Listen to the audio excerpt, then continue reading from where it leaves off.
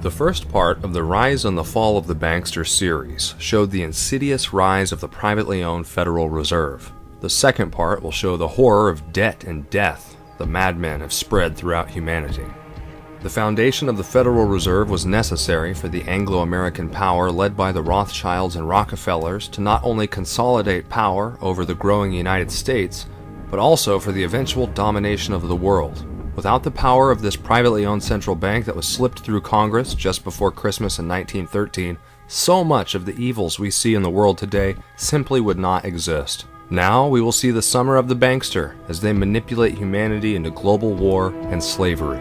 The British Empire had been under the financial control of the Rothschild family. This family gloated that since they controlled the money supply of the empire that the sun never set upon, they did not care who sat upon the throne. Their power and influence enabled the British war machine to engage in psychopathic wars with just about every nation on Earth. The British Empire, under the money power of the Rothschilds, invaded 9 out of 10 countries on Earth, leaving only 22 nations on Earth that never felt the debt and death of the British Empire. The Rothschilds profited tremendously off the defeat of Napoleon and financially backed the British Empire's opium wars against China, the conquering of India, the Crimea War, and many more wars in Africa. And with the establishment of the Federal Reserve Central Bank in the United States at the end of 1913, it only extended their power further around the world. At the beginning of the 20th century, Britain had 3 pillars to their domination. Number 1, they had the most formidable navy. This led to the natural domination of trade because the British Navy protected British trade, and non-British ships had to take out insurance through the biggest insurance companies, which were, of course, British.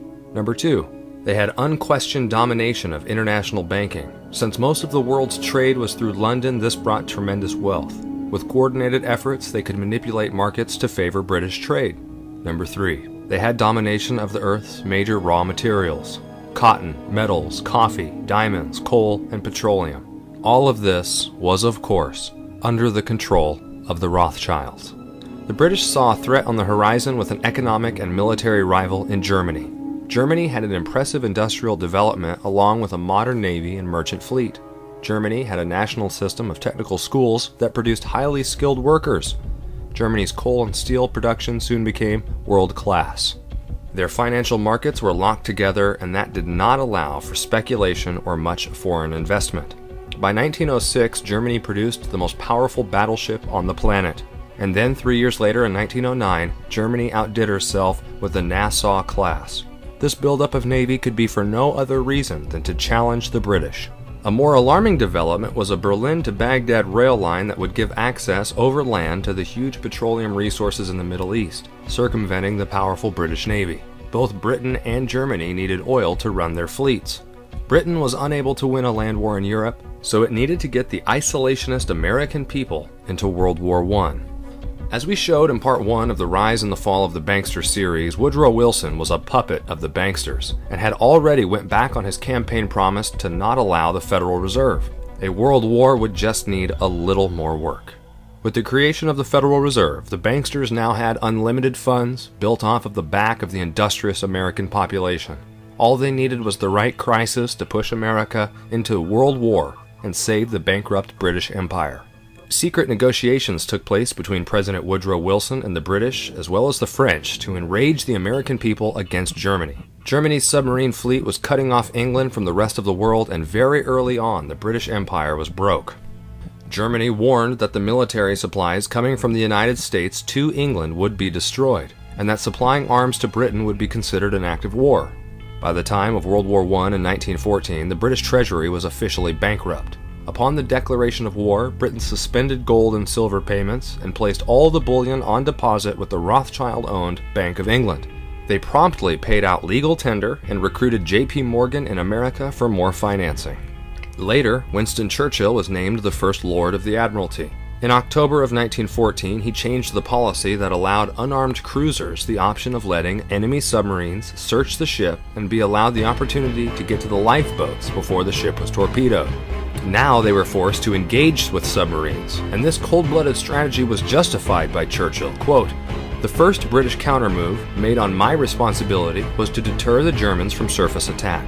The submerged U-boat had to rely increasingly on underwater attack. and thus ran the greater risk of mistaking neutral for British ships and the drowning of neutral crews, and thus embroiling Germany with other great powers." Unquote. Problem, reaction, solution. The Lusitania was a military vessel in every way except for that it was converted for civilian use. She had 1,195 people on board along with war material, 6 million rounds of ammunition, and over 1,200 cases of shrapnel shells. This was a direct violation of international neutrality treaties. Germany protested to the Wilson administration with no results. Finally, Germany took out 50 ads in American newspapers 1 week before the Lusitania was to set sail. The Lusitania set sail on May 1st, 1915 from New York City. She was to rendezvous with the Juno destroyer off the coast of Ireland for protection. They never met, as the Juno was called off duty and ordered to report to Queenstown at the last minute. Along with the fact that the Lusitania was ordered to slow down to preserve the use of coal, and they quickly became sitting ducks. The Germans blew a hole in the side of the Lusitania and exploded the munitions that they were transporting. One of the largest ships ever built sank in 8 minutes. The head of the official investigation into the Lusitania quit his job, citing that, quote, "the Lusitania case was damn dirty business," unquote. Secretary of State William Jennings Bryan sent a note to the German government asking to, quote, "come to a clear and full understanding as to the grave situation which has resulted," unquote, from the sinking of the Lusitania. When the German government responded by justifying their Navy's action on the basis that the Lusitania was carrying munitions and that they were warned, Woodrow Wilson himself penned a strongly worded note insisting that the sinking had been an illegal action and demanding that Germany cease unrestricted submarine warfare against unarmed merchantmen. On May 9, 1915, Secretary of State Bryan sent a note to President Wilson. It said, quote, "Germany has the right to prevent contraband going to the Allies, and a ship carrying contraband should not rely upon passengers to protect her from attack. It would be like putting women and children in front of an army," unquote. When Wilson wrote a stronger statement to Germany, Bryan tendered his resignation on June 9, 1915, as he became disillusioned with the war drums being beaten by the administration. He was asked to reconsider his resignation and promised to think about it overnight. His wife described that night as a restless night for the Secretary of State. He finally did some reading until he became drowsy. He read a book called A Wreath of Appreciation of Andrew Jackson. In it, the secretary saw the connection of the bankers and the pending World War.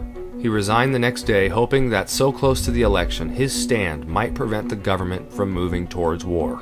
Modern war is enabled by modern banking. Nothing creates debts better than war. War is necessary to the debt necessary to pay back the principal and interest of prior debts. Also, it is important to destroy capital. World War I created the most debt ever. The Rothschilds in Frankfurt lent money to Germany. The Rothschilds in London lent money to England. The Rothschilds in Vienna lent money to Austria. The Rothschilds in Paris lent money to France. All at a time when J.P. Morgan was the largest consumer on earth, spending $10 million a day. While France and Germany were locked in a bloody stalemate, Britain mobilized nearly 1 million men in the Persian Gulf against the Ottoman Empire. After the war, the Allies carved up the Ottoman Empire, with the British getting the crown jewel of what is today known as Iraq. They practically gave away Saudi Arabia, which of course was a huge blunder, but they got what they wanted. Germany and her access to the largest oil reserves in the world were now in shambles. So what would have happened if we had stayed out of World War I? The United States would have watched two old world powers end up bloody and bankrupt. There would have been no communist coup in the Soviet Union, and that would have prevented Stalin's genocide and gulags. There would have been no rise of Hitler or the Nazis. There would have been no World War II and war crime firebombing of Dresden, Germany, or the nuclear hellfire of Hiroshima and Nagasaki, Japan. No Cold War, no CIA, coups or assassinations, no Vietnam, no Cuban Missile Crisis, no Soviet invasion of Afghanistan, no CIA funding of Al-Qaeda, no radicalization of Islam, no American and British coup in Iran, no Iran-Iraq war, no 9/11, no Gulf War I, II, or now III, no police state, and ultimately no collapse of the dollar. Our ignorance of history and our conscious or unconscious support of the debt and death paradigm gives rise to the worst in humanity that would spread debt and death globally and generationally. How many people sell their souls every day to do their part to fund this travesty? How long can we turn a blind eye to the violent psychopaths that we empower? How many children will we kill or enslave with debt? Nature has a way to sort these things out, and a day is coming for judgment. We will reap what we have sowed. Don't think because you did nothing that you will not be affected. Everyone, guilty or innocent, will feel the flame that will burn everything down to the ground.